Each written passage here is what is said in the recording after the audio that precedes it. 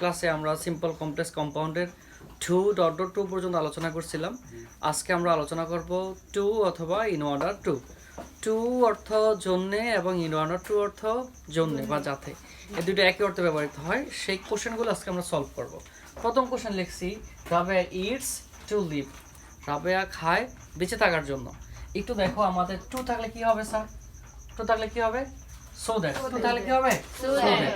তাহলে আমরা লিখতে পারি রাবেয়া ইটস 2000 কি লিখব আমরা?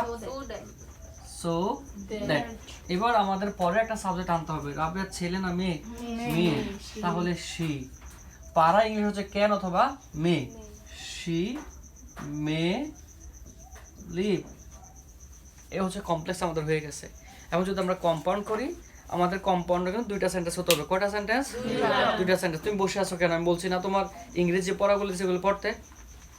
দুইটা সেন্টেন্স। আর আমরা সো দ্যাট তুলে দিই, সো দ্যাট তুলে দিলে আমাদের কি বসে দেখো, দুই পাশে কম্পাউন্ডে কি বসে? এন্ড। আমরা লিখে দেই রাবেয়া, রাবেয়াতেই হয় রাবেয়া ইটস এন্ড বাকি অংশ শি মে লিভ। বুঝতে পারছি?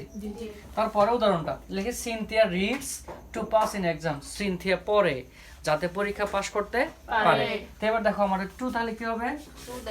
So that. এখানে যা আছে সিনথিয়া রিডস যা আছে আমরা তা লিখে দেই। সিনথিয়া রিডস যা আছে তা লিখে দিলাম। আমরা 2000 কি লিখলাম? So that. এবার সিনথিয়া তো মেয়ে, তাহলে আমরা লিখতে পারি শি ক্যান অথবা may. She can pass in exam. বুঝতে পারছি? এবার কম্পাউন্ড যদি স্যার আমরা করি, আমাদের সো দ্যাট উঠে যাবে। এখানে কি বসাবো স্যার? এন্ড। এন্ডটা বসবে মানে সিনথিয়া রিডস, তারপরে and she can pass in the exam. বুঝতে পারছি আমরা?